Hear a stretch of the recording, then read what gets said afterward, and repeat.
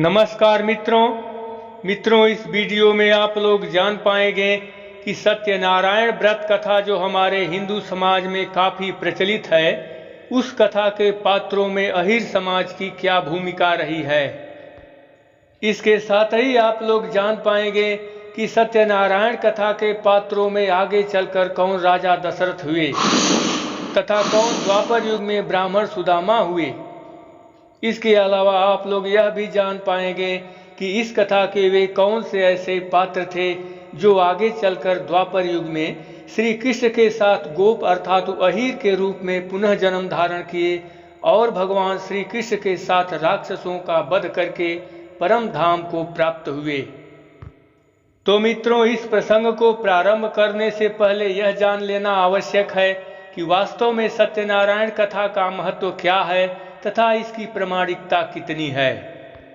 तो इसके लिए हम बता दें कि मूल रूप से इस कथा का वर्णन स्कंद महापुराण के पंचम खंड के रेवा खंड में विस्तार पूर्वक मिलता है और वहीं से इस कथा को मूल रूप से लेकर छोटी पुस्तकों में उस प्रसंग को अवतरित करके एक पुस्तक का संपादन किया गया जिसका नाम सत्यनारायण व्रत कथा पड़ा, जैसा कि आप लोग इस पुस्तक को देख पा रहे होंगे।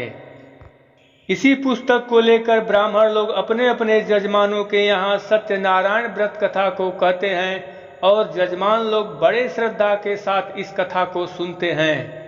तो मित्रों, अब हम इस कथा के बारे में बताएंगे जिसमें कुल 5 अध्याय हैं और हर अध्याय के समाप्त होने पर कथावाचक शंख बजाकर अध्याय का समापन करते हैं।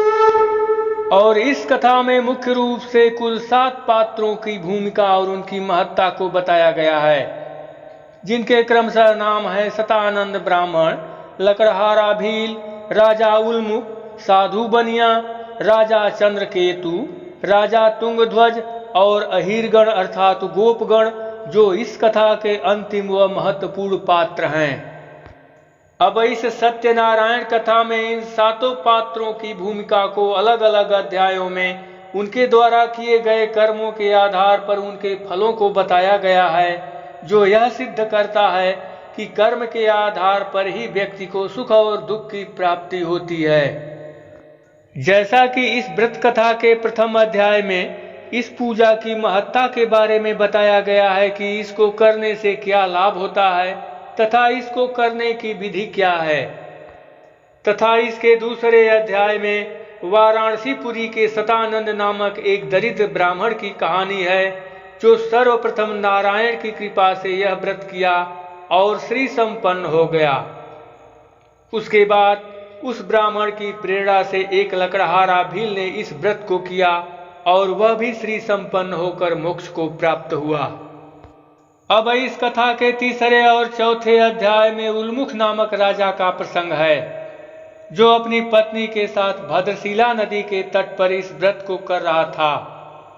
उसी समय साधु नाम का एक बनिया वहां पहुंचा और राजा से इस कथा की महत्ता की जानकारी लेकर वह बनिया भी संकल्प लिया कि यदि मुझे संतान प्राप्ति होगी तो मैं भी इस व्रत को अवश्य करूंगा। बनिया के संकल्प मात्र से ही कुछ समय बाद उसकी पत्नी लीलावती के गर्भ से कलावती नाम की एक सुंदर कन्या का जन्म हुआ, किंतु वह बनिया इस मौके पर भी व्रत नहीं किया और यह कहकर टाल गया कि अब पुत्री का विवाह होने पर इस व्रत कथा को करूंगा।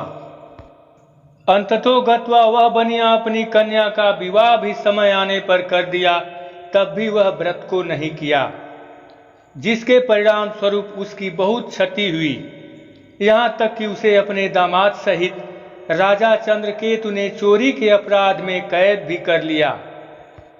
किंतु अंत समय में जब उसकी पत्नी ने व्रत का अनुष्ठान किया, तब वह पुनः अपने परिवार सहित पूर्व की स्थिति को प्राप्त हुआ।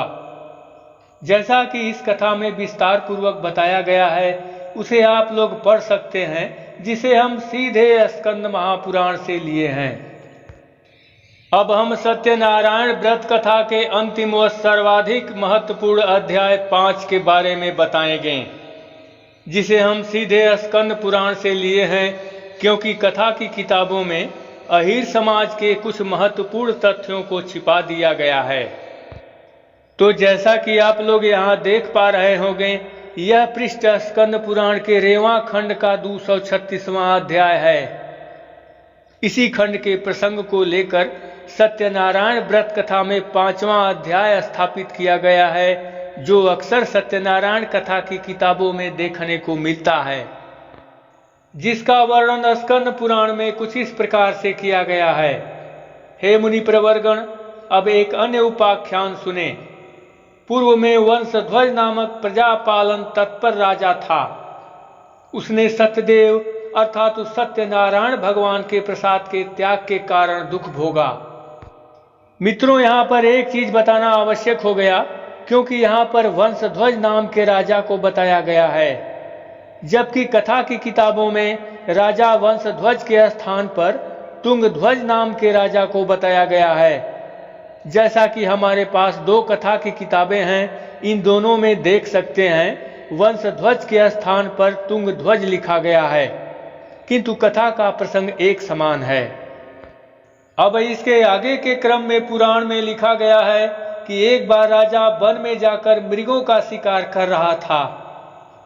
वह विश्रामार्थ एक बट वृक्ष के नीचे आने पर देखा कि वहां गोप लोग अर्थात अहिरगण भक्ति के साथ तथा संतुष्ट हृदय से बंधु बांधवों के साथ सत्यदेव का पूजन कर रहे हैं। तब राजा उस सत्य पूजा को देखकर भी दर्प यानी अभिमान बस न तो वहां गया न सत्यदेव को प्रणाम किया। तदंतर गोपगण अर्थात अहिरगणों ने राजा के पास प्रसाद रखा तथा वे सभी पुनः पूजा स्थान पर आकर प्रसाद भक्षण करने लगे। तत्पश्चात वे इच्छित स्थान पर चले गए। राजा ने उस प्रसाद त्याग के कारण दुष्कर दुख भोग किया। उसके 100 पुत्र, धन आदि समस्त संपत्ति का नाश हो गया। तब उसने विचार किया कि सत्यदेव ने ही यह सब नाश किया है, अतः जहाँ गोपों ने यह पूजा किया था वहीं मैं जाता हूँ।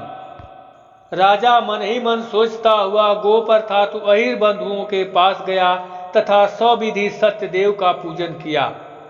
तत्पश्चात वह सत्यदेव की कृपा से पुनः धन एवं पुत्र युक्त हो गया और विष्णु लोक को चला गया।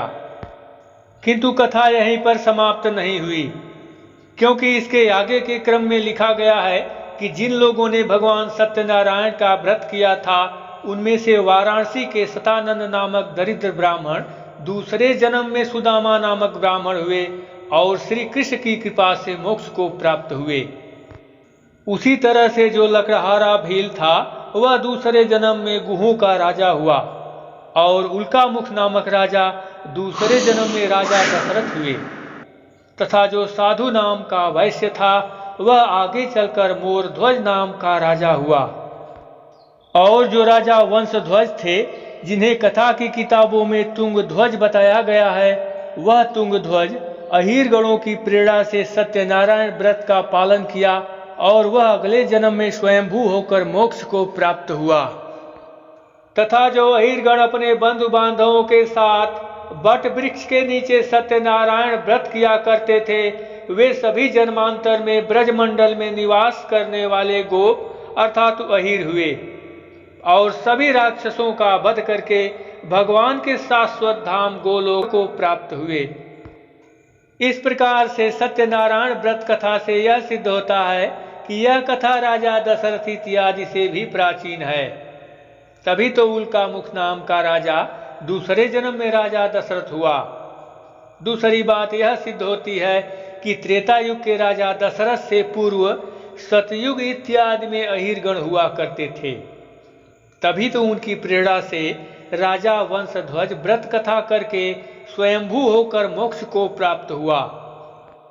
तो मित्रों, सत्यनारायण व्रत कथा के साथ अहिर समाज की प्राचीनता वाला यह प्रसंग कैसा लगा अवश्य बताइएगा। फिर मिलेंगे दूसरे वीडियो के साथ, तब तक के लिए नमस्कार।